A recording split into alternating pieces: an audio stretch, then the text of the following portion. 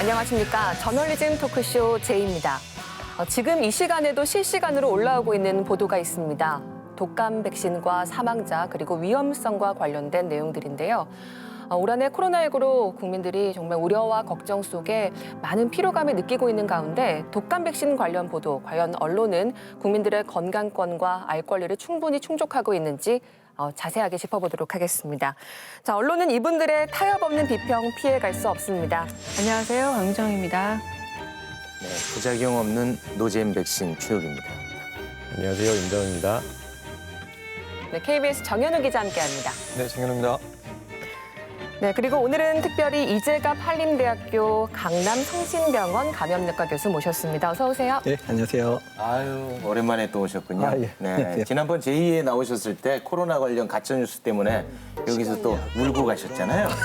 네. 오늘도 또 펑펑 울어주시기 바랍니다. 시청률에 좀 도움이 많이 됐습니다. 최욱 씨한테 감염이 안 되셨으면 좋겠습니다. 예. 백신 전문가들 또는 감염병 전문가들 입장에서는 이번 사건이 벌어진 것 자체가 상당히 지금 어려운 상황을 맞았다고 생각하고 있고 네. 상당히 불쾌하게 생각하기도 하고 상당히 답답하게 생각하기도 있습니다. 네, 오늘 하실 말씀이 많을 것 같습니다. 자, 독감 백신은 어떻게 공포의 대상이 됐는지 제2에서 1시간 동안 자세하게 다뤄보겠습니다. 이 방송은 KBS 1TV, 마이케이, 웨이브 유튜브 그리고 페이스북을 통해서도 함께하실 수 있습니다.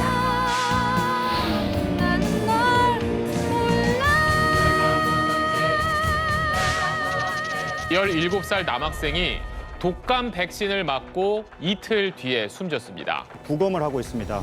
70대 할머니와 조금 전에 80대 할아버지가 숨졌다는 소식도 들어와 있습니다. 접종을 기다리는 사람들로 붐볐던 거리가 텅 비었습니다. 가족 3대가 백신 접종을 미룬 경우도 있었습니다.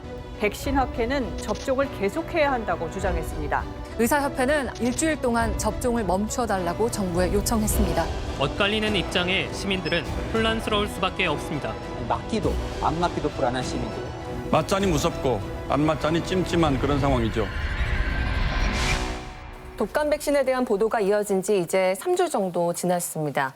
발단이 된 사례가 있었는데요. 그 10대 청소년이 독감 백신을 맞은 뒤에 사망했다는 이야기가 전해지면서부터입니다. 자, 정현우 기자가 이 사건 처음부터 좀 짚어볼까요? 네, 지난달 19일인데요. 질병관리청 브리핑에서 코로나19 관련해서 국내 발생 현황 그리고 또 인플루엔자 현황 등을 설명을 했습니다. 이 브리핑 당시에 독감 관련 이상 반응을 설명을 하다가 인천 고교생이 사망했다 이런 설명이 있었습니다. 사망 원인은 조사 중이다. 또 원인이 규명되지 않아서 확인 중이다 이런 내용이었습니다. 문제는 이 브리핑이 오후 2시에 시작을 해서 1시간 정도 지속이 됐는데 2시 반쯤 그러니까 브리핑이 채 끝나기도 전에 이 연합에서 이 고교생 사망과 관련한 속보가 먼저 나오기 시작했습니다. 첫 속보가 나온 지 10분도 채 되지 않았던 시간, 그러니까 19일 오후 2시 30분, 40분에 두 건의 보도가 나왔는데요. 국민일보에서는 독감 주사 10대 이틀 만에 사망, 신성약품 조달 백신, 조선일보는 17세 남성이 왜 신성약품 독감 백신 맞고 이틀 후 숨져라는 제목이었습니다. 네, 사실 저 같은 사람들은 기사 제목만 보거든요. 이 제목만 딱 보면은 신성약품 백신을 맞으면 사망할 수도 있겠다. 이런 생각이 딱 듭니다, 실제. 네. 이 신성약품은 이미 들어보셨겠지만 이 정부와 독감 백신 조달 계약을 맺었던 그 업체고 특히 이 백신 유통 과정에서 상온 노출이 확인이 돼서 백신 접종이 중단되는 사태를 일으켰던 바로 그 업체입니다. 네.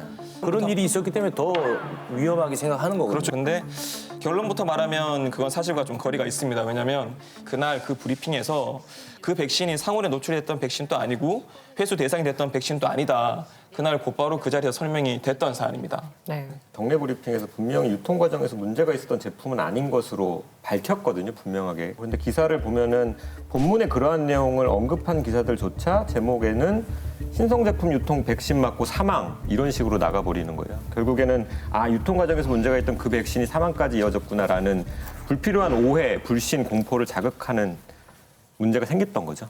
하루도 지나지 않았는데 그날 오후부터 기사 제목의 업체 이름은 슬그머니 사라지고요. 다른 제목이 선두에 서기 시작합니다. 무료 독감 백신 맞고 사망한 17세 남성 기저질환 없어. 무료 독감 백신 맞고 고3 피곤하다. 이틀 뒤 집에서 숨져. 사실 이 기사만 봐서는 무료 접종에 뭔가 문제가 있을 것 같다 이런 느낌을 받을 수도 있을 것 같습니다. 이재갑 교수님, 정말 이 무료 백신 정부 조달 물량 그리고 유료 백신 효능의 차이가 있는 겁니까? 그러니까 사실 이제 이 기사가 나왔을 때 왜 무료자를 꼭 붙여서 꼭 무료 독감 백신 이렇게 얘기를 했는지 모르겠는데요. 정부에서 조달해서 맞추니까 이제 접종하는 사람이 무료로 맞는 형태고요. 만드는 데는 똑같고 만드는 회사도 같고 만드는 방법도 다 똑같고요. 그냥 배분만 해서 이제 정부 거는 이제 이쪽으로 자기네가 만든 건 자기네가 계약한 유통 경로를 통해서 가는 이 차이밖에 없는데 뭔가 효과에 차이가 있거나 아니면 안전성에 무슨 차이가 있는 것처럼 암시를 하는 그런 기사들이 나오는 걸 보면서 이거는 이게 뭐 무지의 소치인 건지 아니면 일부러 그러는 건지를 솔직히 잘 모르겠더라고요. 그래서 심지어 외래에 오시는데 이제 무료 접종하러 오시는 접종하러 오셔도 되는 학생들이나 어르신들이 그냥 나 유료 접종해 주세요 이런 식으로 실제로 진료 현장에서 그런 일이 벌어지기 시작했거든요. 그래서 좀 이렇게 좀 당황스러운 결과들. 네. 좀 보였던 것 같습니다. 어느 순간 보도의 주요 제목에서 업체명도 빠지고요. 무료라는 말도 빠집니다. 이제는 독감 백신 그 자체에 대한 의문이 시작되는 건데요. 독감 백신 맞고 사망이라는 표현의 기사가 본격적으로 등장을 합니다. 언론에서 이 독감 백신 관련해서 문제 제기하는 과정을 보면 신성약품이다라고 해서 전면 예선 확인해 보니까 상관이 없어. 무료 백신이다라고 했는데 무료 백신인 것도 상관이 없어. 그러니까 이제 독감 백신이다. 독감 백신이 문제 있는 거 아니야. 지금 이런 흐름으로 가거든요. 근데 저 같은 사람 이거 보면 사실 걱정되거든요. 저희 부모님한테 맞지 말라고 저는 오늘 방송 끝나고 연락할 겁니다. 정말요? 맞지 말라고요. 그러니까 부모님한테 괜찮으시겠어요? 위험하잖아요, 지금. 사실 되게 솔직한 말씀이신 것처럼 들려요. 그냥 가능성의 측면을 굉장히 나열해 놓고 있는데 언론이 이를 모를 리가 없죠. 백신은 문제가 맞잖아. 그래서 어쨌든 간에 백신은 문제 아니야라는 이런 약간의 억측식의 어떤 주장들을 계속함으로 인해서 막연한 불안감을 얻게 되는데 이거 진짜 언론이 이를 조장한 바가 굉장히 크다라고 말할 수 있습니다. 그래서 심지어는 이제 페이스북이나 이런 SNS 같은 데를 보게 되면 어떤 말까지 돌았냐면 독감 백신 맞고 사망 이런 기사를 딱 보고 아침 식사 드시고 사망. 그러니까 이런 식의 그런 기사들을 비아냥거리는 그런 전문가들의 말들이 사실 유통되기 시작을 했어요. 이런 식으로 따지면 오늘 커피 먹고 죽은 사람 몇 명 하면은 커피는 엄청난 위험 물질이 돼버리는 거죠. 2주 동안 독감 백신과 관련한 보도량을 제2에서 확인을 해봤는데요. 네이버 포털에 송고된 독감 백신 관련 기사 가운데 속보라는 독감 말머리를 달았던 기사만 739건이었습니다. 한국경제에서만 22일 하루 동안 15건의 속보를 냈는데요. 제목을 좀 보시죠. 속보, 창원서 독감 백신 맞은 70대 목욕탕서 숨진 채 발견. 속보, 전남 순천서, 전북서, 인천에서, 경남에서, 서울에서도 독감 백신 접종 후에 사망이 보고됐다라는 기사를 쏟아냈습니다. 군대에서 선착순 달리기 하나라는 생각이 들었어요. 이 속보를 정말 빠르게 달려와서 마지막에 속보 내면 어디서 벌칙을 받거나 페널티를 받는 건지 막 달려가기 급급한데 비카인즈에서 독감 백신으로 검색하면 19일부터 기사 수가 늘어나기 시작을 하다가요. 22일에 폭증을 합니다. 네. 그런데 그 이후 급격히 떨어져요. 최근 며칠간에 30-40건에 불과하거든요. 그리고 최근의 기사들을 보면 독감 사망 사이 인과성 낮다라는 말이 달려서 나오는 기사가 많습니다. 그럼 이 상황이 뭘 말하는 걸까? 백신 사망 사이의 인과성을 의심할 만한 상황이 아니라는 판단이 드니까 점점 철수하는 모양새인 거예요. 그렇다면 그 전에 폭증했던 그 기사를 통해서 만들어진 그 공포심, 그것까지 자기들이 적극적으로 나서서 철회시켜야 되는 거 아니냐 이런 생각이 드는 거죠. 그 말씀하신 슬그머니 철수한다 이런 느낌에 대해서 굉장히 동의를 하고 위험을 포장하고 위험을 과장하고 알리고 이렇게 할 때는 적극적으로 기사를 쏟아냈는데 그게 아닌 게 확인이 됐으면 그런 공포심을 낮춰줄 수 있는 보도가 충분한 양이 이어져야 되는데 그렇지 않고 있다. 그러니까 기사는 줄어들고 철수하고 있는데 사람들에게 남아있는 공포는 여전한 상황이 돼버렸다. 이런 비판이 가능해집니다. 네, 지금 여기 계신 분들이 독감 백신 관련 보도를 아주 강하게 비판을 하고 계시는데 저는 우리 교수님한테 이걸 좀 따져 묻고 싶어요. 사실 이제 그동안에 우리의 건강과 생명과 직결되는 부분은 늑장 대응보다 과잉 대응이 더 낫다. 계속 그런 말 해오지 않았습니까? 위험성에 대해서 이렇게 언론이 부각시키고 문제 제기하는 거 뭐 잘못된 겁니까? 이게 이제 상황에 따라 다른데요. 그러니까 만약에 코로나19의 상황이 지금 급격히 악화되는 상황이었다. 그러니까 재난적인 상황이 연출됐다 그러면 당연히 속보로 나가야 돼요. 그렇죠? 근데 이거는 백신이라고 하는 이거는 잘못했다가는 우리나라의 감염병 정책 자체를 흔들 수 있는 그런 큰 상황들에 해당되는 부분들이거든요. 백신 같은 경우는 뭐 언론은 뭐 그런 책임감 없이 그냥 뭐 내가 한번 클릭질 많이 당하기 위해서 쑥 한번 훑어가지고 속보를 내는 거로 끝날 수 있는 문제지만 백신 자체가 우리의 건강을 위해서 또는 우리 집단 또는 우리 국가의 건강에 기여하는 부분에 대해서 흔들어 놓는 이런 기사를 흔들어 놓는 걸 생각을 한다 그러면 그 부분에 대해서 조금만 더 고민했었으면 이런 식의 기사를 양산하진 않았을 거라 생각합니다. 아니, 그럼 말 나온 김에 지금 언론에서 저에게 제공했던 공포심을 아직 회수를 안 해가고 있어서요. 전문가 나오신 김에 한번 좀 여쭤볼게요. 그 언론이나 이런 걸 또 찾아보면 제가 겁이 많아서 많이 찾아보거든요. 보면은 지난 10년간 백신으로 인한 사망자가 25명인데 이번에는 짧은 시간 안에 수십 명이다. 그러니까 이번에는 매우 석연치 않고 문제가 있다. 이런 걸 제가 많이 봤거든요. 그러니까 이제 그 부분이 이제 통계가 주는 오류에 해당되는데요. 근데 사실 그 기사 전에 독감 백신 맞았는데 사망했다는 보고가 사실은 신고가 거의 없었어요. 근데 그 기사가 크게 다뤄지고 나니까 이거 독감 백신에 뭔가 문제가 있는 거 아니야? 17살에도 죽었는데 근데 우리 아버님도 지난주에 독감 백신 맞았는데 오늘 돌아가셨는데 혹시 이게 원인이 아닐까? 갑자기 이제 그 사건 이후에 신고가 늘어났단 말이에요. 근데 이 비슷한 상황이 언제도 벌어졌냐면 2009년에 신종플루가 팬데믹 일으켰을 때도 비슷한 상황이 벌어졌어요. 근데 그 해에도 사망 신고가 꽤 많았어요. 그때 언론 지평은 그냥 지상파나 아니면 그냥 몇몇 신문에서 다루는 수준 정도였으니까 그렇게 파급력도 크지 않았고 또한 그런 부분들에 대해서 이게 한 템포 늦게 나가니까 전문가들과 조율해서 그런 원인들에 대한 설명이 같이 실리면서 큰 사건이 안 됐거든요. 근데 이번 같은 경우는 이제 인터넷 언론적이 너무 바뀌어버려서 그냥 인터넷으로 막 띄우고 스마트폰 두고 있다가 이런 식의 상황들이 반복이 되니까 어르신들 입장에서나 또는 유족들 입장에서는 그래도 연관성 있겠네 한번 신고라도 해서 확인받았으면 좋겠다. 근데 그건 정말 잘하시는 거거든요. 근데 어쨌든 그런 생각으로 신고한 거를 언론에서는 그것 때문에 죽었대, 그것 때문에 죽었대 이렇게 확 터트린 문제가 있으니까 그래서 이런 부분들이 좀 문제였다 생각이 든다는 얘기입니다. 네. 사람들은 사실 방역 당국의 발표나 전문가들의 의견에 초기에 더욱더 의존할 수밖에 없을 텐데 어떤 의견들이 주로 소개됐는지 제이에서 분석을 해봤습니다. 일단 대한의사협회를 인용한 기사가 많았는데요. 질병관리청에서 예방접종 중단할 필요가 없다고 주장을 했는데 일단 중단해야 된다는 의협의 주장이 무게감 있게 실리면서 보도가 이어졌습니다. 그 시사인이 그런 말을 썼더라고요. 백신은 현대과학이 내린 최선의 결론이다. 근데 여기서 최선이라는 말이 왜 나왔을까? 아마 불확실성 때문에 나온 것 같아요. 그러니까 백신을 포함한 어떤 약이든 어떤 시술이든 100% 안전한 건 사실 없잖아요. 그럼에도 불구하고 이것을 시행하는 것이 사람의 건강을 위해서 훨씬 더 효용이 있기 때문에 사실은 의사들이 그렇게 취하고 있는 것이고 모든 의료적인 행위에는 그러니까 어느 상당 정도의 불확실성은 전제하고 있다고 저는 봐요. 근데 지금 의협의 태도는 뭐냐? 그 불확실성을 강조하는 거예요. 보건당국의 그 판단에 반대가 될 만한 어떤 데이터를 제시하지는 않고 불확실하잖아 라는 말만 계속하고 있어요.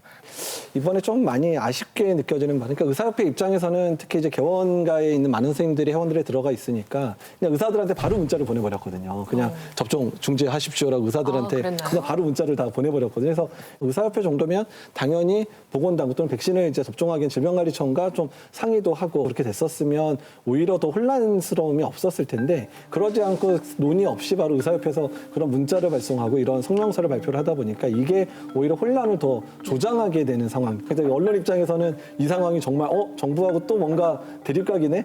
이런 이제 아주 좋은 소재가 되게 만들었다는 부분에 있어서는 의사협회의 언론 대응 측면도 상당히 이번에는 좀 더 잘못된 거 아니냐 생각이 듭니다. 그 기사가 실렸어야 된다고 저는 봐요. 왜 의협은 무턱대고 문자를 날렸는가에 대한 취재가 있어야 하고 거기에 대한 보도가 있어야 되고 기사가 있어야 하는데 전혀 언론은 그런 부분엔 관심이 없어요. 그냥 자극적으로 언론 말하자면 의협에서 하지 말랬다더라 이걸 고스란히 다운표쳐서 옮기는데 혈안이 돼 있는데 자기와 의견이 맞는 자기의 추측과 어떤 점에서 공감하는 분들을 모셔놓고 그분들에게 의사니까 전문가라는 이름을 계속 붙여주고 있는 형국이 코로나 발생 이후 계속해서 발생하고 있는 겁니다. 의협에서 이렇게 문자까지 보내니까 대한백신학회에서 나서서 이제 단정하지 말아라 이렇게 또 이야기를 하면서 각을 세웠습니다. 어떤 상황입니까? 일단 이제 대한백신학회 같은 경우는 이제 백신과 연관되어 있는 많은 학회들이 들어와서 협력적으로 활동하는 단체거든요. 그러니까 제일 걱정했던 부분이 그거예요. 우리나라가 소아에서의 백신 접종률 정말 잘하고 있거든요. 뭐 MMR 접종률 98%, 그다음에 어떻든 국가에서 하는 그런 예방 접종 사업이 전 세계적으로 가장 성공적인 국가에 해당되는 국가인데, 근데 이번 상황 때문에 그런 이제 백신 당국에 대한 불신감들, 또 백신에 대한 불신감들이 쌓여지게 되면 이거 자체가 이번 일로 끝나는 게 아니라 앞으로 코로나 상황과 앞으로의 국가 백신 사업의 모든 사업이 이제 타격을 받을 가능성이 높기 때문에 지금 상황이 인과관계가 분명하지 않고, 또한 백신을 맞았을 때 백신이 훨씬 더 유익한 측면들을 고려할 때는 백신 접종을 계속 이어가야 된다라는 성명서를 발표를 했거든요. 어쨌든 그나마 백신학회 발표에 대해서 언론이 무시하지 않고 그래도 좀 이제 의사협회 의견과 대별해서 좀 비교해서 기사 써준 몇몇 기사들이 있더라고요. 그런 기사들은 좀 저는 그 당시 기사 나왔을 때 아주 고맙게 생각을 했었습니다. 입맛에 맞는 전문가 의사들에 대한 것들만 취사 선택해서 기사화를 하는 거 아니냐 이런 생각이 1차적으로 좀 들었습니다. 그래서 전문가 의견이 인용된 기사들을 한번 쭉 살펴봤는데 10월 19일부터 10월 31일까지 중앙일간지 9곳 그리고 경제지 3곳 등에서 제목에서 전문가들 이렇게 나온 것들이 뭐 어떤 기사들이 있는가 좀 살펴봤어요. 조선일보 같은 경우는 정은경 백신 사망 연관성 없어 전문가들 상황 심각 접종 멈춰야 이런 기사를 냈고, 이 기사 안에 부제목은 독감 백신 쇼크, 독감 백신 이상 반응 431건, 맞아도 될지, 불안 확산 이런 게 표현이 돼 있는 겁니다. 근데 이 기사 안에 봤더니 전문가는 막상 정기석 전 질병청장 한 명뿐이거든요. 네, 그나마 중앙일보에서 좀 많은 전문가들을 포함한 기사들을 냈는데 4명 이상의 전문가를 인터뷰한 기사를 생산해내기도 해서 이런 기사 같은 경우는 좀 참고할 만하다 이런 판단도 들었습니다. 정기석 교수님 발언이 굉장히 많이 인용이 됐더라고요. 하루에 10개 이상 기사가 나오는 정도도 있던데, 특히 22, 23일 날 접종 후 사망자 수가 크게 증가할 때는 이분이 이제 중단하는 게 맞다라는 발언을 해서 특히 많이 인용이 됐습니다. 근데 그 이후의 인터뷰를 보면요. 접종은 계속하는 게 맞다. 다만 보건당국이 정보를 투명하게 공개해야 된다. 백신 접종에 따른 사망 가능성을 솔직히 인정하되 백신 접종을 하지 않았을 때의 위험이 훨씬 크기 때문에 접종은 계속해야 한다. 이렇게 말씀을 하셨어요. 네.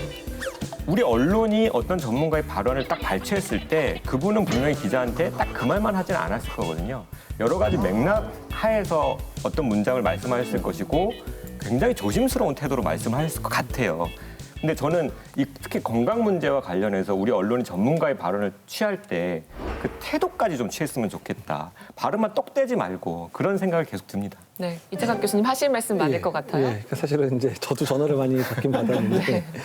근데 이제 저희는 이제 어떤 생각이 드냐면, 그러니까 전문가 의견을 받았을 때요, 그러니까 너무 이제 기계적 중립을 따르려고 하는 거예요. 그러니까 10명 얘기를 하면 한 9명은 독감 백신 계속 접종을 해야 되고 접종은 계속 강화해야 된다 얘기를 했고, 정말 극소수가 안 된다, 맞으면 안 된다, 무슨 뭐 이상한 독소도 있고 뭐도 있고 이러니까 이건 절대 안 돼, 뭐 이런 식으로 얘기하신 분이 몇 분 있었는데, 근데 이 90%의 사람들을 한 명, 여기 극소수의 사람을 한 명을 대별해서 기사를 쓰는 거예요. 솔직히 말씀드리면 제가 그분을 아는데 그분이 백신의 전문가가 아니든지, 아니면 이미 이쪽 업계에서 떠나셔가지고 이제 활동을 거의 안 하시는 분이든지 뭐 이런 분들인데, 기사화돼서 그분의 인터뷰만 크게 인용되는 이런 상황들이 여러 번 발생을 했었습니다. 지금 이제 분노는 뭐 전문적으로 화가 날 수도 있지만 빈정도 좀 상한 것 같네요. 아니 뭐 전문가 인정 안 해서 빈정을 생각하잖아요. 아니요, 항상 지금 평정심을 유지하고 계신데, 근데 이런 일이 발생하면 어떻게 대응을 하세요? 정말 답답하면 가끔 이제 페이스북에 읊조리고 왜 이따위 얘기를 읊조리기도 하고. 제가 보기에는 워낙 답답하시니까 제이 출연하신 것 같은데요. 그 생각했어요. 원래 제의까지 안 오셔도 되는 제의까지 안 분이에요. 왜냐면 여기는 오시기 힘든 언론 분인데. 비평이니까 정보를 알려주셔야 되는데 아무리 얘기를 해도 반영이 안 되니까 언론 비평 영역에 오셔서 잘못된 걸 바로 잡는 입장을 취하시는 게 정말 답답한 상황이 아닌가 싶습니다. 오죽하면 여기까지 나오셨냐 맞아요. 이런 말씀이네요. 근데 정말 근데 백신 이슈는 정말 한 국가의 그런 감염병 전략을 바꾸는데, 예전에 뭐 많이 얘기 들으셨겠지만 웨이크필드 사건이라고 영국에서 1998년도에 MMR 예방 접종이 뭐 자폐증 연관돼 있다라고 논문이 하나 발표됐는데, 근데 10년쯤 지났는데 이 논문이 백신을 안 맞자고 하는 운동하는 사람들의 펀딩을 받아가지고 논문 자료를 조작한 게 증명이 돼서 이 사람이 의사면허도 박탈되고 논문은 10년 있다가 이제 철회가 됐어요. 근데 그 10년 동안 무슨 일이 벌어졌냐면 유럽에서의 그 MMR 접종률이 10%가 떨어졌거든요. 근데 그게 이제 2000년대 중반부터 해서 작년까지 기억하시면 알겠지만 유럽 내에서 홍역이 엄청나게 유행을 했잖아요. 근데 그 사건이 1998년 사건 때문에 영향이 지금까지 유럽 내에서 벌어지고 있거든요. 진짜 중요하네. 그러니까 한 번 백신에 대해서 뭔가 문제가 생겨버리면 이거를 돌이켜가지고 백신이 안전하다는 얘기를 100번 전문가들이 100번, 1000번, 뭐 10,000번을 하더라도 해결이 안 되니까 그러니까 이번 상황에 있어서의 그런 백신 전문가들이나 감염병 전문가들 정말 좌절감이 장난 아니었습니다. 그러니까 언론이 중요한 게 우리 왜 아나키라던가 그리고 수주 파티 이런 거는 절대적으로 굉장히 잘못된 것이다, 위험한 것이다라고 보도를 했기 때문에 거기에 빠져있는 소수의 분 말고는 대부분의 그분들을 비판하고 큰일 날 일이다 얘기했지만 이번에는 어떻게 입장을 싹 바꿔서 백신이 더 위험하다는 식으로 얘기를 하니까 신념을 갖고 있고 그리고 여기에 대해서 신뢰를 갖고 있었던 분들을 흔들어 놓는다는 거예요. 근데 언론이 그럼 정말 그 역할을 해도 되는가 이런 위중한 상황에서 뭐 답답합니다 진짜. 이제 더 말씀드리고 싶은 거는 이번 상황 때문에 그 안티백신 그룹이라고 하는 이제 아나키와 같은 이런 그룹들의 활동이 갑자기 더 거세졌어요. 책 선전도 많이 하고 페이스북에다 그거 봐라, 너 백신 뭐 맨날 안전하다고 얘기하고 뭐 효과 좋다고 하던 이런 사건 나는 거 받지 않은 척을 해서 갑자기 우리나라 내에서 활동이 갑자기 증가되고 책도 많이 팔리기 시작하거든요. 그래서 상당히 그런 부분도 우려가 됩니다. 교수님이 말씀하신 그 기계적 중립 때문인지 전문가들의 인터뷰가 언론에 보도돼도 사실 많은 댓글에서 그걸 믿지 못하겠다 이런 반응이 많이 나오는 것 같습니다. 지난달 21일인데 KBS 뉴스9에서 고대 구로병원 감염내과 김우주 교수님 출연하셔서 독감 백신의 안전성 그리고 접종하지 않았을 때 위험이 더 크다 이런 부분에 대해서 이제 지적을 해주셨는데 그 밑에 댓글이 어떤 게 달렸는지 확인을 해보니까 희한하다, 주사 맞고 죽었는데 주사 탓이 아니라고 한다. 남조선 인민들이 저거 믿냐? 뭐 이런 연변에서도 안 믿는다. 이런 댓글이 달리는 겁니다. 사람들의 댓글 반응이 이렇게 인정하지 않는 상황이 돼버린 겁니다. 사실은 이제 김우주 교수님 얘기가 나왔는데 제 스승님이시고요. 아, 그래요? 네, 그리고 우리나라 인플루엔자의 뭐 치고 가는 대가라고 생각하시면 되거든요. 그러니까 인플루엔자 본부처 사업단이라 그래서 이제 연구단도 이제 신종플루 이후에 운영을 하셨었고 뭐 논문도 많으신 건 아니라 백신에 관련해서는 전 세계 석학들하고 직접 여기 연락하면서 이제 대화를 나누시는 수준 정도의 분이신데 사실은 이분 말을 안 믿으시면 우리나라에서 인플루엔자의 어느 전문가의 말을 믿을 수 있을지 정도의 그런 상황들입니다. 그렇군요. 예. 뭐 언론 같은 경우는 이제 전문가들 편가르기 하고 그리고 백신과 사망과의 인관성이 없다고 이야기하는 전문가들은 또 언론이 받아주지도 않고 믿어주지도 않는데 야 이거는 참 희한합니다. 백신의 전문성이 없는 정치인의 말은 또 고스란히 받아가지고 기사화해주고 있습니다. 중앙일보 같은 경우 독감 백신 9명 사망, 이연주 사망 속출인데 지켜보자고? 정신 나갔나? 라고 말을 그대로 또 받아줬습니다. 이연주 전 의원 말이에요.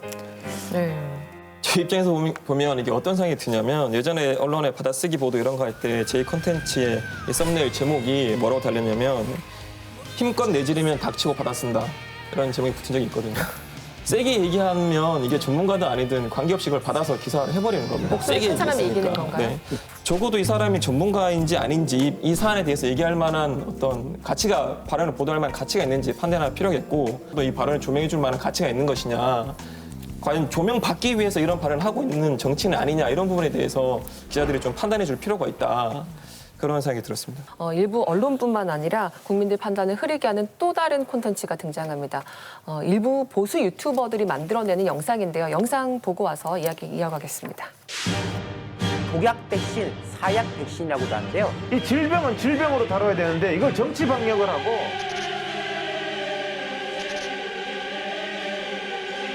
백신 공포증이 확산되는 가운데 사망자가 속출하고 있다고 합니다. 독감을 예방하기 위해서 맞는 백신인데 이게 독감을 예방하는 방법이 알고 보니까 사람을 죽이는 거였군요.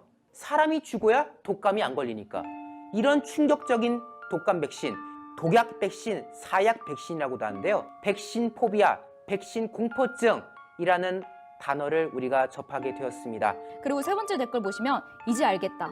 뭔가 약간 중국산 백신을 혹시 몰래 들여와서 우리나라에 생체 실험하는 거 아니야? 야, 이건 분명히 네티즌의 의견인 겁니다. 그렇죠. 특히 17세 젊은 어린 애 같은 경우에는 건강하게 잘 뛰놀던 애가 독감 주사 맞고 사망했어요. 그런데 정은경은 독감 주사 때문에 사망한 게 아니다. 그럼 걔가 뭐 때문에 사망했습니까? 국민들이 저한테 질문을 많이 해요. 백신을 맞아야 돼요? 말아야 돼요? 저는 그렇게 대답합니다. 나 같으면 안 맞는다. 우리 가족이면 안 맞는다. 근데 왜 이렇게 갈립니까? 의사들이나 질병을 지금 뭡니까? 이 질병은 질병으로 다뤄야 되는데 이걸 정치 방역을 하고 정치적인 일을 하고 있어요. 영상 수위가 상당히 좀 높은 것 같습니다. 교수님 보시면서 좀 한숨도 쉬시는 것 같던데요. 우리나라 언론은 이제 도저히 방법이 없다라는 생각이 드는데 예전에는 그래도 저널 뭐 신문이라는 이름을 단 또는 방송사라는 이름을 단 그 언론사들이 기본적으로는 그냥 그래도 뭐 기본적인 중립을 지켰잖아요.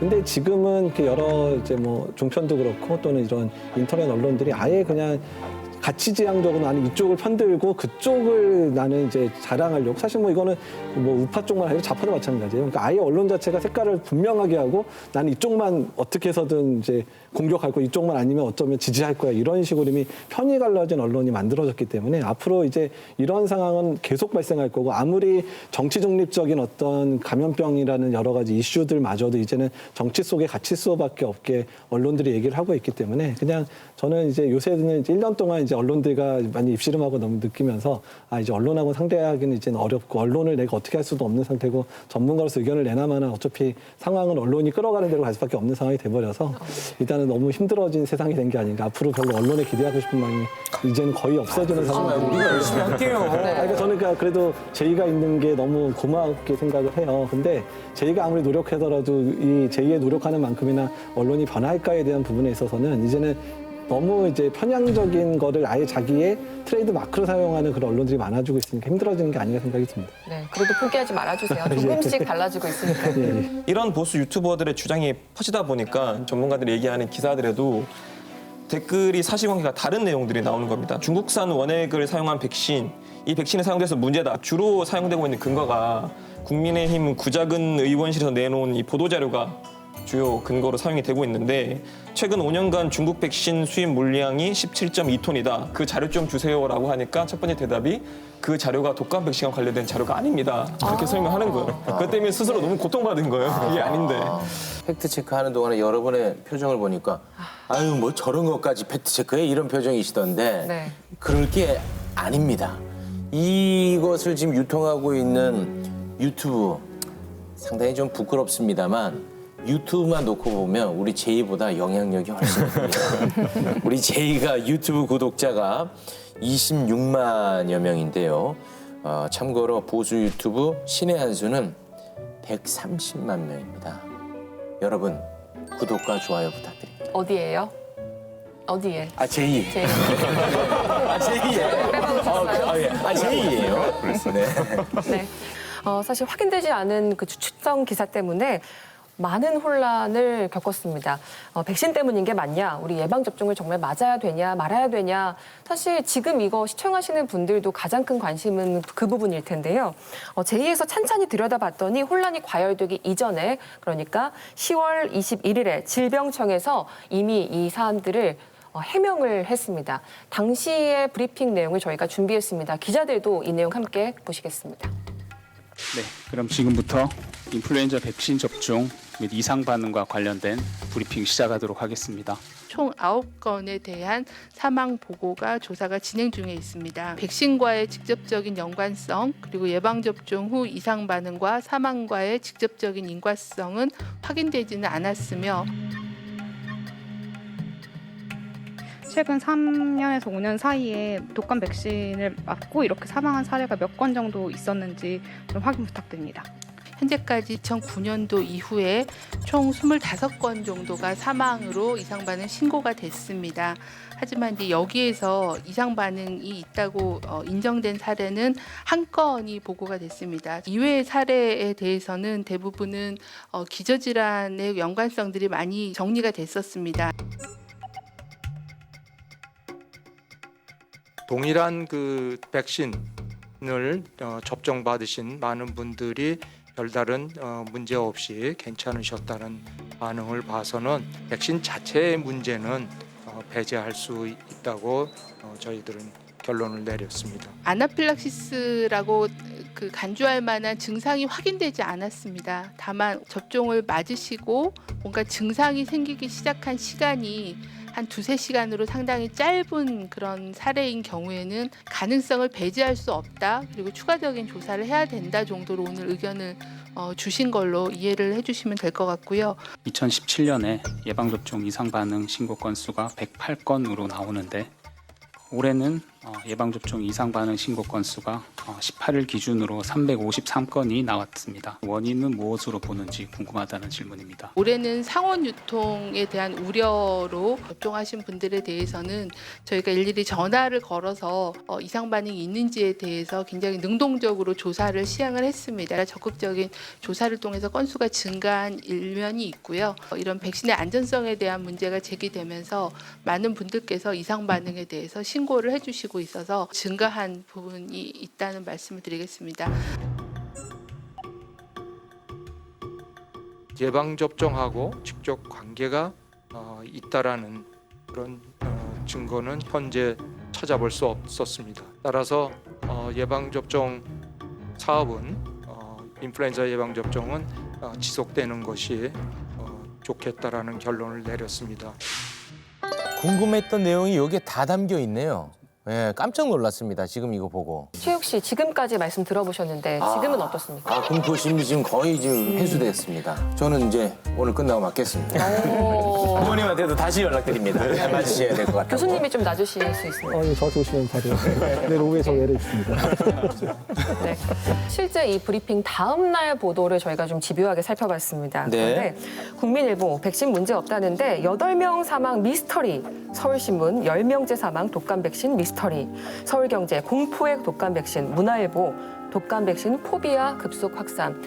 이런 기사들이 나오고 있는데요. 질병청의 브리핑을 소개하면서도 미스터리, 공포, 포비아 이런 단어들을 함께 쓰고 있는 겁니다. 이쯤 되면 언론이 지금 뭐 못 들은 겁니까? 안 듣는 척하는 겁니까? 어떻게 된 겁니까? 그러니까 제가 봤을 때 질병관리청 입장에서는 특히나 이번에 상온 유통 문제가 있었고 그다음에 이제 코로나 상황에서 소위 말하는 트윈데믹 상황에 대한 위험도 있기 때문에 오히려 더 적극적인 소통에 나섰던 걸로 보여요. 질병관리청의 이러한 노력이 역이용당하고 있다라는 생각도 많이 드는데 21일 정은경 청장의 발언 내용을 잠깐 보면 사망 사례 9건 중 2건은 아나필락시스 백신 접종의 부작용 중 하나로 언급되는 그 아나필락시스 가능성을 배제할 수 없고라고 얘기를 했어요. 근데 그 말은 계속 조사 중인데 아직 결론이 나지 않았다라는 말이잖아요. 그 발언을 그대로 받아서 연합뉴스가 독감 백신 접종 후 사망자 총 9명, 2명 아나필락시스 쇼크 가능성 이렇게 딴 거예요. 가능성을 배제할 수 없고라는 말이 이런 보도를 유인했다라는 비판도 있던데 저는 정은경 청장이 그럼 어떻게 말을 했어야 했나. 전체적인 맥락을 다 잘 담아가지고 외국 업계에 전달하는 건 언론의 사실 역할인 거죠. 이거는 분명히 언론의 문제로 우리가 판단하는 게 맞다고 봅니다. 그러니까 일종의 투명성의 역설이에요. 무엇인가 숨겨져 있을 때 의심을 가지고 의혹을 가지고 접근하면 그게 바로 폭로 저널리즘이 됩니다. 그런데 투명하게 뭔가를 공개했을 때 그러나 뭔가도 의심하고 싶을 때 그 의지는 결국 음모론으로 갈 수밖에 없어요. 이 기사를 보세요. 당신이 의심하고 있는 게 맞습니다라고 오히려 부정편향적인 불확실한 사실이 아님을 강화하는 수단으로 쓰고 있는데 언론이 여기서 멈춰줘야 되거든요. 원래는 아닙니다. 사실 알아봤더니 그건 아닙니다라고 팩트 체크를 해야 되는데 오히려 맹신을 강화하는 쪽으로 가고 있다면 이건 언론으로서의 기능을 잃어도 한참 잃었다라고밖에 말할 수 없습니다. 네. 이제는 헤드라인에 정은경 청장의 이름을 넣은 기사들이 등장하기 시작하는데요. 정은경 독감 백신 맞았나 묻자 아직 접종 대상 아니라.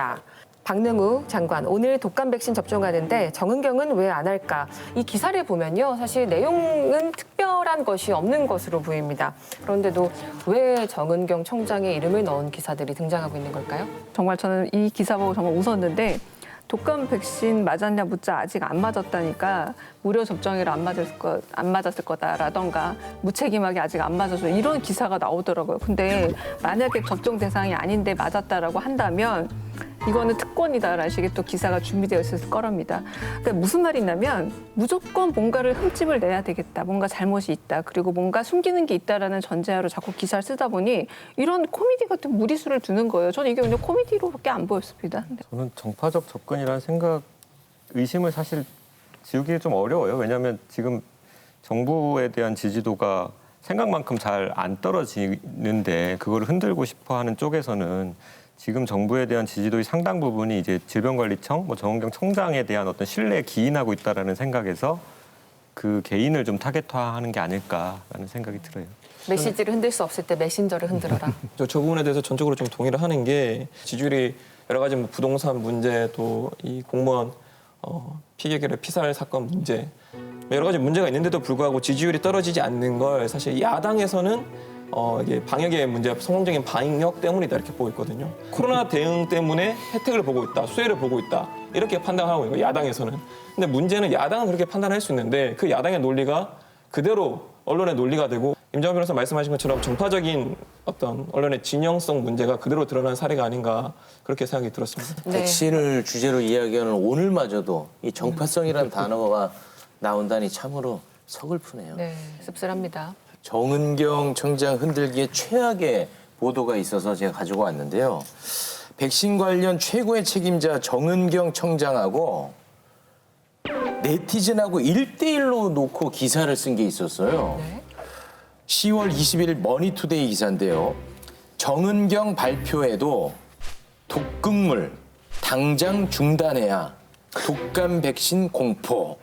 저는 사실 이 제목만 보고 정은경 청장과 생각이 다른 매우 권위 있는 사람의 이야기일 줄 알았는데 네. 봤더니 그냥 네티즌이에요. 독극물이라는 표현을 쓴 네. 사람이요. 이거는 정말 최악의 기사가 아닌가 그런 생각을 합니다. 근데 그 누리꾼 비판하시면 안 돼요. 왜냐하면 그 누리꾼은 뭐라고 얘기했냐면요. 백신이 변질되면 독극물을 주사하는 거나 마찬가지다라고 얘기했지 독극물이라고 얘기하지 않았어요. 무슨 말이냐면 그나마도 백신이 변질되면이라는 이 앞에 조건을 빼버린 게 기자라는 겁니다. 싹 빼버리고 독극물만 또 써놨어요.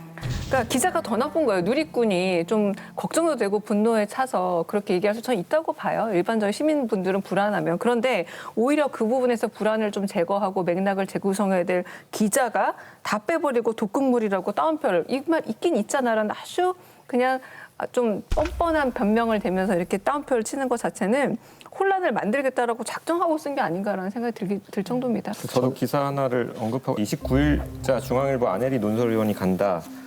정은경 1,500명 사망 말한 순간 국가 백신 대응 이미 실패했다라는 기사인데요. 이 정 청장의 발언 중에 24일 발언이죠. 65세 이상 고령자 중 독감 예방 접종 후 7일 이내 사망한 수는 지난해 1,500명 정도로 추정한다. 예방 접종과 관련 없는 사망자 숫자다.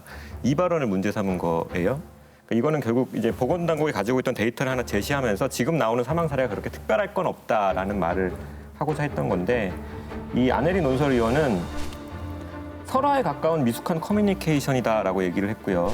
방역당국 수장의 입에서 수천 명에 달하는 엄청난 사망자 수가 툭 튀어나오자 불안감이 더 커졌다. 한마디로 정부가 불안을 부추긴 셈이다. 정 청장은 굉장히 과학적 언어를 통해서 과학적 사실에 기반해서 어떤 전달을 하고 있어요. 그걸 언론이 왜곡을 합니다. 불신을 부추깁니다. 그거를 통해서 사회적 혼란이 야기가 돼요. 그럼 언론은 그 사회적 혼란을 다시 가져와서 왜 왜곡될 수 있는 발언을 했냐라고 공격하는 꼴인 거예요. 저는 이제 언론의 난독증이라고 생각이 드는데요. 이 자료가 준비를 하기 위해서 질병관리청이 거의 일주일을 고생해서 이 자료를 만들었습니다. 왜냐하면 이 데이터를 뽑게 된 이유 중에 하나가 정재훈 교수라고 이제 가천대 길병원 교수가 외국 사례를 들었어요. 미국이나 영국 같은 경우 이런 데이터베이스를 만들어서 백신 접종하고 이제 60일 동안 얼마나 사람들이 사망하는지를 계속 매년 조사를 해요. 그래서 그 조사에서 통계적인 수치보다 넘어가게 되면 진짜 이상 있는 게 아니냐를 모니터하기 위해서 그 조사를 하고 있거든요. 근데 우리나라가 그 자료가 특별하게 신고된 사례에 대한 사례만 있지 그 자료가 없었습니다. 그래서 우리나라도 그런 영국이나 미국처럼 그런 사례가 있는지를 확인하기 위해서 질병관리청이 엄청나게 이제 데이터를 돌려서 일주일 내내 고생해서 만들어낸 자료예요. 그러니까 사전에 있었던 자료는 아니었죠. 우리나라 자료를 통해서 강조하고 또한 과학적 사실을 전달하고 이 부분은 질병관리청이 데이터를 이렇게 발표를 했는데 이런 식으로 인용하는 걸 보면서 이건 도저히 이거는 어떻게 설명을 해도 뭐 맘만 먹으면 정말 다 왜곡할 수 있구나 이런 생각이 들었습니다. 아, 오늘 또 성토하시네요. 네. 무능한 오보가 아니라 좀 악의적인 오도라고 호도라고 봅니다. 데이터 같은 것들을 다 약간씩 잘못 인용하고 잘못 이해함으로써 일종의 언론이 유체 이탈을 시도하고 있는 건데 왜 제가 유체 이탈을 표현을 했냐면 백신에 대한 신뢰는 과학적 증거로만 확보되지 않는다. 이게 바로 아까 임 전 변호사가 말씀하신 과학적 정보와 그리고 데이터로 얘기하려는 질병관리청에 대한 공격입니다. 결국은 원하는 것을 흔들기밖에 없다는 것을 저는 자백한 수준이라고 봅니다. 이거는. 이 독감 백신 보도를 보는 시민들은 사실 한 가지 질문을 했던 겁니다. 그래서 백신 정말 맞아야 되냐, 맞아도 안전한 것이냐였을 텐데요. 언론은 이에 대해서 명쾌한 해답을 주지 못했습니다. 상반된 양쪽 의견을 그냥 따옴표 속에 소개하는 양비론적인 기사를 담아내는데요. 어떻게 보셨습니까? 그래서 맞아야 되는 거야? 아니면 맞지 말아야 되는 거야? 딱 요게 핵심이거든요. 그렇죠. 그럼 그걸 내가 결정하기 위해서는 정보가 필요하고 정보를 얻기 위해서 기사를 보는데 기사를 보고 나면 맞을 수도 없고 안 맞을 수도 없단 말이에요. 그냥 접종해야 돼, 중단해야 돼. 한 기사에 두 개를 다 넣어놨어요. 그냥 다 널어놓는 빨랫줄 저널리즘 네이밍 한번 해봅니다. 오랜만에 나왔네요. 근데 이거 기사 자세히 보면 이 기사 전체가 전하는 메시지는 그냥 맞지 말아라 같아요. 그것을 의도하지 않았더라도 독자들은 그 메시지를 받을 수밖에 없지 않겠어. 이렇게 양쪽이 팽팽하다라는 건 결국 계속 불안한 상황이다라는 말을 하는 것이고 불안하면 안 하겠죠. 그러니까 저는 모든 양비 양시가 다 잘못됐다고 생각하진 않거든요. 모두 다 틀리고 혹은 모두 다 옳아서 제3의 선택지를 찾도록 만들거나 아니면 그중에서 더 나은, 그중에서 더 나쁜 쪽을 선택하도록 탐구하게 만드는 양비 양시는 굉장히 효용이 있어요. 그런데 가장 나쁜 것은 무력감을 느끼게 하는 거죠. 대표적으로 이게 그런 식의 효과를 가져온다고 생각이 들어요. 제가 개인적으로 겪은 에피소드를 조금 얘기를 해주고 싶은데요. 그러니까 이 독감 백신과 관련돼서 한참 이슈가 됐을 때 아마 마감이 되게 쫓겼던 것 같아요, 기자분께서. 그래서 오후 한 4시쯤이 제일 급하다고 그러더라고요. 그래서 전화가 왔는데 대뜸 그냥 자기소개만 하고 백신 맞아야 돼요, 말아야 돼요 이러는 거예요. 그래서 네? 그래서 아마 데스크에서 아마 전문가들 몇 명한테 연락해서 백신 접종 맞으라는 사람이 몇 명인지 아마 맞지 말라는 사람이 몇 명인지 아마 세보라고 한 것 같아요. 그래가지고 아니 이거를 이런 식으로 질문하는 사람이 어딨냐고 기본적으로 왜 궁금하고 왜 이런 거를 쓸 건지에 대해서 물어봐야 되지 않겠냐고 한번 버럭하를 한 적하고 사실 그 기자 차단해버렸었거든요. 그 혼란의 정점인 부분이 아닐까 싶은데요. 심지어 한 언론사에서 같은 날 정반대되는 입장의 보도를 하기도 합니다. 10월 27일 한국일보 앞부분 지면에서는 접종 계속 지켜본 뒤 불안감 여전한 독감 백신 접종이라는 기사에서 이런 상황이라면 이상 반응 신고 상황을 좀 더 지켜본 뒤 맞는 게 낫다는 전문가 의견을 전했습니다. 같은 날 뒷부분 지면으로 좀 넘어가 보면요. 트윈데믹 막으려면 독감 예방 접종 반드시 해야라는 칼럼을 실었습니다. 한 언론사에서 두 얼굴 같은 전혀 다른 논조를 보이는 거 이건 좀 개선이 돼야 되지 않을까요? 그래도 뒷면의 기사가 좀 더 건전한 것 같아요. 한국일보 입장에서는 끝까지 우리 신문을 좀 봐달라. 앞면만 보고 가지 말고. 한국어는 끝까지 들어봐야 된다. 그런 의미로 해석 한번 해봅니다. 끝까지 안 읽으면 그런 의미인지도 몰라요. 이게 단순히 오피니언도 칼럼에 나오는 얘기라고 해서 이 언론사가 책임을 좀 피할 수는 없다, 반기할 수 없다. 우리가 얘기한 부분이 아니다. 이렇게 피할 수는 없는 부분이고 적어도 같은 언론사, 같은 매체를 싣고 있는 지면이라면 앞부분과 뒷부분에 대한 논조 또 주 핵심적인 내용에 대한 고민이 좀 필요하지 않나 이런 생각이 들었습니다. 저는 종이신문의 총체적인 부실화가 드러나는 현장이라고 봅니다. 사실상 컬럼은 사설이든 외부 오피니언 컬럼이든 간에 그 자기 신문사가 가지고 있는 일종의 정견을 보여주는 되게 중요한 자리입니다. 그래서 심지어는 데스킹 과정에서 문장 몇 개를 두고 컬럼니스트와 싸우는 경우도 있고요. 그러나 최근에 와서 보자면 신문사의 논조와 전혀 다른 컬럼니스트의 논조도 많이 발견이 되고요. 어떤 점에서는 통제를 하지 못한다는 생각도 들고 또 다양한 의견을 싣는다는 미명하에 방향성을 정하지 못하고 있는 언론사의 풍경을 보여주고 있기도 합니다.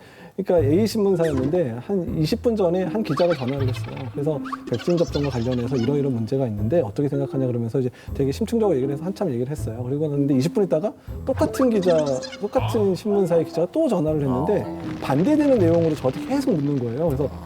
그래서 아까 20분 전에 그 비슷한 내용인데 질문은 완전히 반대시네요 했더니 누가 전화를 그러시면서 그러니까 자기네 내부에서도 사실 조율이 안 된 상황에서 이제 막 기자 쓰는 거죠. 그래서 저는 그날 두 분 중에 어떤 제가 인터뷰한 게 어떤 게 실런지 확인을 못했는데 어떤 좀 당황스러운 경우가 한 2번 정도 있었습니다.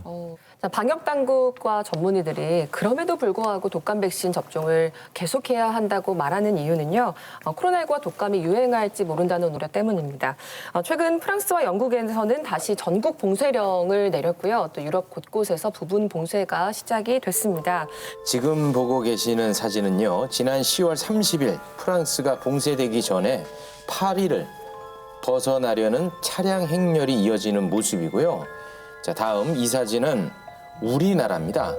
할로윈에 벌어진 인간 트래픽 현장에 대한 우려가 나오고 있는데 우리도 트윈데믹 걱정해야 되는 상황임에는 틀림없어 보이네요. 어떻습니까, 교수님? 인플루엔자랑 이제 코로나19가 같이 유행되는 상황들을 걱정하는 주된 이유는 인플루엔자 증상이나 코로나19 증상이 비슷해요. 코로나가 열이 날 때쯤 증상하고 인플루엔자가 초기 증상하고 거의 유사하거든요. 그러니까 이거를 감별해야 되는 의사들 입장에서는 상당히 부담이 되죠. 더 문제는 의료 체계의 부담인데요. 우리나라의 인플루엔자 유행 시기, 예전의 유행 시기인 12월에서 2월까지는 중환자실이 정말 자리가 없을 정도예요. 근데 그 정도 유행이 있는 상황에서 코로나 유행이 겹쳐버리면 이거는 인플루엔자로 사망하든 코로나로 사망하든 중환자 치료를 제대로 못 받고 사망한 사람들이 늘어날 수밖에 없다. 이제 그런 의료 체계에 대한 부담까지 걱정하면서 저희가 이제 이런 동시 유행 상황에 대해 걱정을 하는 부분인데, 근데 이제 인플루엔자 시즌 시작이 되고 있거든요. 근데 이제 이 독감 이슈들이나 이런 것들을 위해서 예방접종 잘 많이 안 맞고 계신 상황들이 상당히 좀 우려가 되고 있습니다. 네. 제1을 보시는 시청자분들 어쩌면 또 기시감을 느끼고 계실지 모르겠습니다. 감염병에 대한 언론의 기억 상실 화법에 대해서 이야기를 하면서 우리 언론이 참 쉽게 끌어올랐다가 쉽게 식어버리고 잊어버린다라는 점을 좀 비판한 적이 있었는데요. 이렇게 동시 유행에 대한 공포를 조장하면서 한편에서는 독감 백신은 위험하다, 책임지지 못할 이야기를 한다는 비판을 오늘 좀 해봤습니다. 언론이 뭘 말하고 싶은지 스스로 모르는 걸까요? 어떻게 보면 뭘 말해야 되는 건지 잊은 걸까요? 기자들이 그런 생각을 하고 있는 건 아닌가라는 생각이 좀 들었어요. 이 독감 백신 기사를 쓰게 되면 클릭이 늘어나고 또 잘 팔리고 하니까 혹시나 이 기자들이 내가 좋은 기사를 생산하고 있는 건 아닌가, 이렇게 착각하고 있는 건 아닐까라는 우려가 들었습니다. 독감 백신 관련된 기사를 많이 읽게 되는 건 좋은 기사이기 때문이 아니라 이게 직접적인 나의 건강 문제, 또 우리 가족의 건강 문제, 우리 사회의 건강 문제와 직접적으로 연결되기 때문에 사람들이 높은 관심도를 보여주는 거거든요. 그러면 이런 측면이 있다는 걸 기자들이 인식을 한다면 제대로 된 정보가 포함된 기사들을 쓰는데 노력을 좀 해줬으면 좋겠다. 그게 KBS도 마찬가지고 다른 언론사들도 기자들도 그렇게 해줬으면 좋겠다라는 생각이 들었습니다. 네. 세계보건기구가 2019년에 세계인의 건강을 위협하는 10대 요인을 발표하면서 1위가 대기오염이었고 3위가 유행성 독감이고 8위가 백신 기피더라고요. 그러면서 이제 백신은 매년 200~300만 명의 사망을 예방한다라고 발표를 하기도 했고, 저는 이거를 보면서 두 가지를 생각했는데, 첫째는 백신 접종은 검증된 정책이구나. 또 하나는 백신 기피는 굉장히 글로벌한 현상이구나. 생각해보면 그럴 수 있는 게 소위 그러니까 일종의 병원체를 인위적으로 주입해서 이제 항체를 형성시키는 거잖아요. 굉장히 인위적이고 뭔가 불길해요. 심지어 맞으면 좀 아프기도 하고. 예. 맞으면 아프기도 해요.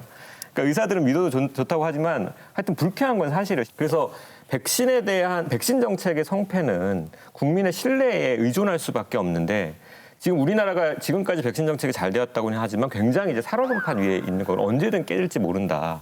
그러니까 언론은 그것을 보호해주는 역할을 해야 되는데, 좀 튼튼한 얼음이 될 수 있도록 해줘야 되는데 언론이 지금 계속 건드리고 있단 말이죠. 그러니까 이것이 초래하는 위험에 대해서 언론이 좀 진지하게 한번 좀 생각해봤으면 좋겠다. 또 한번 좀 되돌아봤으면 좋겠다는 생각도 있습니다. 가천의대 예방의학교실의 정재훈 교수는 이런 글을 썼습니다. 코로나19 백신이 과거로 돌아갈 수 있는 유일한 수단이라고 생각합니다. 이 논란이 우리의 유일한 출구인 코로나19 백신의 길을 막지 않았으면 합니다. 통계적으로 장담하지만 코로나19 백신 접종 이후 사망자도 지금과 비슷한 수준으로 보고될 것이라면서 백신 접종을 반대하는 사람들의 공격도 여기에 집중될 것입니다. 우리가 우리의 미래를 지켜야 할 것입니다. 라고 이야기했습니다. 지금 정재훈 교수의 말이 마치 영화 주인공의 절절한 마지막 대사처럼 들리는 이유는 이런 걱정을 언론에서 본 적이 없기 때문입니다. 정재훈 교수 얘기는 생명권을 기반으로 해서 우리가 백신을 정말 원칙적으로 생각하자라는 얘기고, 그렇다면 저는 언론 역시도 원칙적으로 이 얘기는 우리가 거듭해서 얘기하고 있지만 전혀 언론사에는 귀에 들어가지 않는 듯한 이 답답함 때문에 다시 한번 잘 안 들릴지도 모르겠지만 말합니다. 감염법 보도 준칙 지켜서 기사 쓰면 됩니다. 네. 저는 이 정재훈 교수님이 말씀하신 이 내용, 그다음에 오늘 이제 방송에서 이재학 교수님 말씀하신 그 모든 내용들이 그 두 분의 독자적인 연구나 머릿속에서 나온 말은 결코 아닐 거잖아요. 그러니까 의사들이 지금 백신 접종을 해야 된다라는 그 판단을 내리기까지 얼마나 많은 고민이 있었겠느냐. 과거에서부터. 그런 고민이 쌓여지고 연구가 시행되는 과정에서도 얼마나 많은 사람이 죽었겠느냐. 얼마나 많은 사람이 시행착오를 겪었겠느냐. 우리 인류가 얼마나 많은 감염병, 전염병 참사를 겪어왔냐. 그 과정에서 쌓아 올린 일종의 인류 유산인 거잖아요. 그러니까 저는 하고 싶은 말이 그 과학자들이 특히나 인류의 건강, 공중보건에 관련해서 이게 맞습니다라고 내린 판단이 어떻게 만들어졌는지 그 과정을 한번 좀 생각해보고 함부로 얘기하지 말자. 굉장히 중요한 인류의 자산일 수 있으니까 함부로 침범하지 말자라는 생각을 꼭 했으면 좋겠습니다. 오늘 정말 언론에 대해서 또 여러 가지 저희 준 전문가처럼 이야기를 해주셨는데 그래도 못다한 이야기가 있다면? 감염병 전문가가 제2와 같은 이런 격조 높은 자리에 나온다는 거 자체가 어쩌면 좀 약간 좀 아이러니라는 생각을 좀 했어요. 제가 이제 어렸을 때 느꼈던 언론은 사실 되게 고귀하고 어떤 좋은 나라를 만들어가는 그런 언론이라고 생각을 하고 사실은 컸었고 그리고 언론을 이렇게 바라봤었고요. 근데 어느 순간인가 이제 언론에서 인터뷰를 당하는 사람이 되고 난 다음부터는 왜 감염병 전문가가 언론을 비판할 수밖에 없는 상황이 됐는가에 대해서는 사실은 너무 안타까운 마음이거든요. 그래서 앞으로 이제 제2에서 저를 부를 일이 사실 더 없었으면 좋겠다는 생각을 정말 많이 하고 이 자리에 나왔고요. 또 거꾸로 말하면 제2가 다시 저를 부를 날이 있게 되면 그만큼이나 감염병 전문가들이 또 언론에 폭발했구나라는 또 상황이 될 것 같아서 그래서 2, 3년 지난 상황에서 다시 돌이켜봤을 때 질병관리청의 최대 위기였고 또한 그 상황에서 어떻든 꿋꿋하게 나가서 어떻든 백신에 대한 신뢰를 더 저버리지 않게 하는 아주 중요한 그런 이슈가 되는 사건이라고 기억될 거라 생각을 하고 있습니다. 저도 사실 오늘 많이 깨달았습니다. 의료인이 잘못을 하면 의료 사고가 나지만 이 언론인이 잘못하면 의료가 붕괴된다. 의료 체계가. 그거 오늘 굉장히 깨달았습니다. 괜찮았습니까? 제가 울 뻔했습니다. 마지막에 또 울림 있는 이야기까지 해주셨네요. 저희 제2자문단은 독감 백신과 관련한 사태를요, 믿음의 메아리 현상, 빌리프 에코라고 표현을 했습니다. 한번 그 백신에 대한 불신이 자리 잡으면 아무리 후속 내용이 정정된다 하더라도 그 불신이 사라지지 않고 계속 맴돈다는 의미입니다. 속보와 자극에만 연연한 보도의 위험성, 오늘 저희가 1시간 동안 이야기한 내용이 언론에도 백신이 되었기를 바랍니다. 저널리즘 토크쇼 제2 오늘 준비한 소식 여기까지입니다. 이재갑 교수님 그리고 정현우 기자 고생하셨습니다. 네, 이 방송은 KBS 1TV, 마이케이, 웨이브 유튜브 그리고 페이스북을 통해서도 함께하실 수 있습니다. 언론개혁 끝까지 함께하겠습니다. 저희는 다음 주 일요일 밤에 다시 찾아뵙겠습니다. 고맙습니다.